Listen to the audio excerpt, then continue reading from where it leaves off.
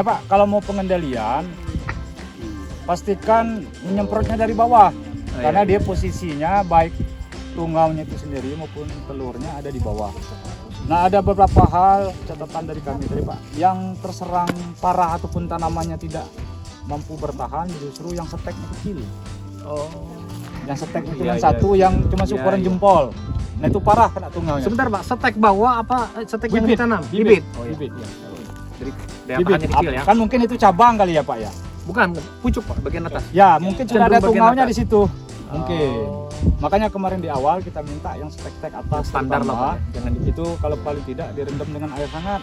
atau dibuang lah itu kalau Ya, bibit kalau itu. tidak mau direndam pakai insektisida, karena biasanya kutu kepiting sama tungau itu Lain sudah kali ada kita- di situ. Karena kan kita ngambil yang pucuk tuh, Iya. yang dia adanya di daun. Nah, kalau kita lakukan perlakuan dengan perendaman stek dulu, baik dengan air hangat ataupun pakai yang lain, kemungkinan terbawa steknya tinggi. Bapak boleh cek 2 hektar ini rata-rata yang seukuran segini Pak, yang paling rentan. Karena yang di sana Pak, yang di tengah itu satu baris itu udah kuning semua kena tungau nih Pak. Yang steknya semuanya begini. Tapi yang steknya besar enggak. Ada tungaunya tapi dia masih bertahan. Artinya kan kemungkinan begini Pak, lebih cepat pertumbuhannya karena steknya besar sehingga cadangan makanan di steknya pun cukup. Jadi lebih cepat perkembangan tunas dan daunnya daripada perkembangan tungaunya. Nah, yang steknya kecil kalah cepat.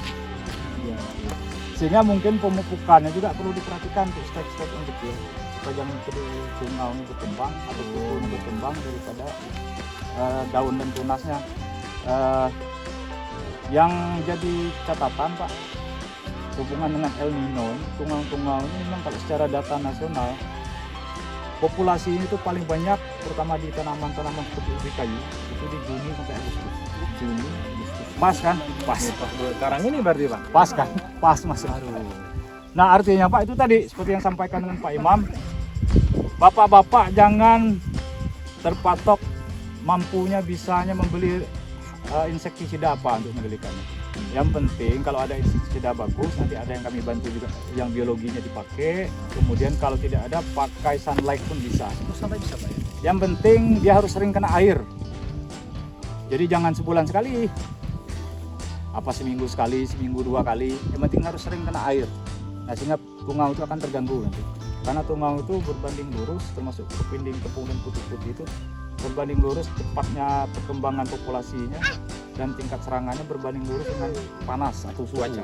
Ya, misalkan di suhu 28 derajat atau 25 derajat, dia mungkin butuh waktu 34 hari sampai 40 hari untuk satu generasi. Tapi di suhu yang di atas 28 derajat, kalau sekarang kan dipastikan di atas 28 derajat suhunya, mungkin hanya 14 hari, 18 hari satu generasi Pak. Jadi bisa lebih cepat. Ya, lebih cepat. Nah, pertimbangan teknisnya itu tadi Pak, yang penting bagaimana kita membuat ataupun merekayasa kondisi pertanaman itu tidak cocok untuk dia berkembang. Artinya dengan panas kita siram-siram di bawah daunnya supaya suhunya turun sehingga dia tidak terlalu cepat. Syukur-syukur dalam penyiraman itu juga kalau pakai insektisida kan mungkin stres Pak tanamannya. Ya, kalau terlalu banyak sering pakai insektisida karena suhu panas, insektisida itu bahan kimia, mungkin stres, lebih baik cukup air. Kalau ada ya sedikit sunlight. Kalau ada nanti yang kami bantu yang biologi itu Pak, nah itu nanti silakan dipakai. Karena ada yang bahan aktifnya ada beveria, ada juga microrhiza. Mungkin itu Pak, ada pertanyaan? Ya, itu di Tungau merah Pak. Di pas di pangkalnya nih.